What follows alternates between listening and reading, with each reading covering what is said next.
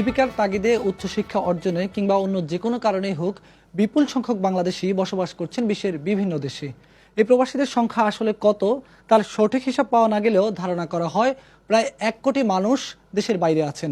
প্রবাসীদের অন্যতম জটিল একটি সমস্যা হলো তাদের অনেকের কাছেই নেই জাতীয় পরিচয়পত্র, অর্থাৎ প্রবাসীদের বেশিরভাগই এখনও ভোটার হতে পারেননি। এর কারণ হিসাবে জানা যায় ভোটার হালনাগাদের সময়ের সাথে তাল মেলানো সম্ভব হয় না অনেকের পক্ষেই। যে সময় তারা দেশে আসেন সে সময় হয়তো কাজটি করে যেতে পারেন না। যদিও অনেকেই জানেন না যে একজন প্রবাসী চাইলে বছরের যে কোনো সময় দেশে এসেই ভোটার হতে পারেন, এমনকি প্রবাসের থেকেও ভোটার তালিকায় নিজের নাম অন্তর্ভুক্তির সুযোগ রয়েছে। এ দুটি প্রক্রিয়া নিয়েই বিস্তারিত তুলে ধরার চেষ্টা করব আমি, বেলায়েত হোসাইন। প্রথমে বলতে চাই বছরের যে কোনো সময় দেশে এসে কিভাবে একজন প্রবাসী ভোটার তালিকায় নিজের নাম অন্তর্ভুক্তি করাবেন এবং খুব অল্প সময়ের মধ্যেই জাতীয় পরিচয়পত্র পাবেন। এ প্রক্রিয়ায় মূলত দুটি ধাপ। প্রথম ধাপে আপনাকে জোগাড় করতে হবে বেশ কিছু কাগজপত্র। কি সেই কাগজপত্রগুলো? সবচেয়ে গুরুত্বপূর্ণ কাগজটি হলো বাংলাদেশি বৈধ পাসপোর্টের ছবিযুক্ত পৃষ্ঠার ফটোকপি এবং পাসপোর্টের অ্যারাইভাল সিলের পৃষ্ঠার ফটোকপি। তবে যারা দ্বৈত নাগরিক তাদের ক্ষেত্রে বাড়তি কাগজ হিসাবে লাগবে বিদেশি পাসপোর্টের ছবিযুক্ত পৃষ্ঠার ফটোকপি এবং অ্যারাইভাল সিলযুক্ত পৃষ্ঠাটিও। সঙ্গে লাগবে ডুয়েল সিটিজেনশিপ সার্টিফিকেট।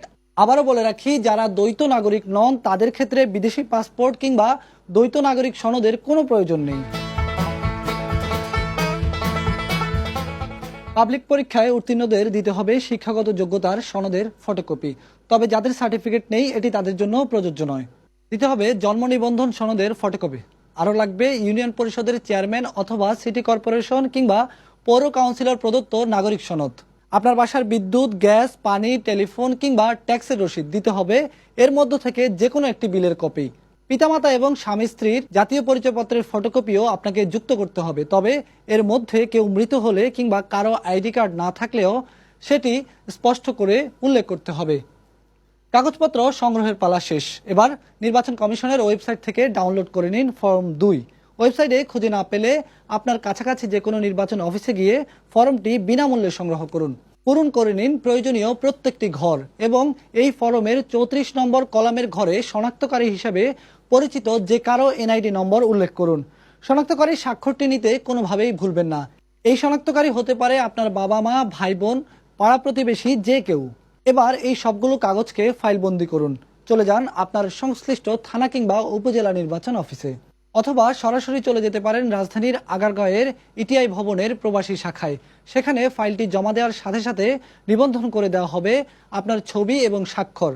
আপনার তথ্যগুলো সঠিকভাবে নিবন্ধিত হয়েছে কিনা তার জন্য সংশ্লিষ্ট কর্মকর্তার কাছ থেকে বুঝে নিন কনফার্মেশন পত্রটি।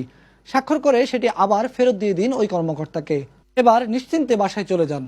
সব কাগজপত্র ঠিক থাকলেই 1 মাসের মধ্যেই পেয়ে যাবেন আপনার জাতীয় পরিচয়পত্র। আপনার পরিচয়পত্রটি প্রস্তুত হয়েছে কিনা এবং কোথা থেকে সংগ্রহ করবেন সেটি জানতে কল করতে হবে 105-এ।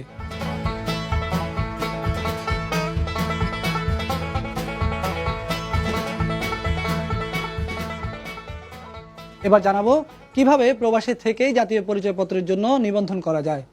প্রথমে এনআইডির ওয়েবসাইটে ঢুকে অনলাইনে নিবন্ধন করে নিতে হবে নিজের নাম, পরিচয়। সেখানে অবশ্যই উল্লেখ করতে হবে দেশের বাড়িতে বসবাসরত আপনার কোনো পরিচিত ব্যক্তির নাম, যিনি আপনাকে শনাক্ত করবেন। তখন ওই শনাক্তকারী তার আইডি কার্ড এবং আপনার প্রয়োজনীয় কাগজপত্র নিয়ে জমা দিয়ে আসবেন থানা নির্বাচন কার্যালয়ে। এরপর আপনি যে দেশে অবস্থান করছেন সেখানে চলে যাবে নির্বাচন কমিশনের টিম। সেখানে দূতাবাসের বুথে আপনার ছবি ও স্বাক্ষর নিবন্ধন করে নেওয়া হবে। বাকি দাপ্তরিক প্রক্রিয়া শেষ করে আপনার হাতে পৌঁছে দেওয়া হবে জাতীয় পরিচয়পত্র।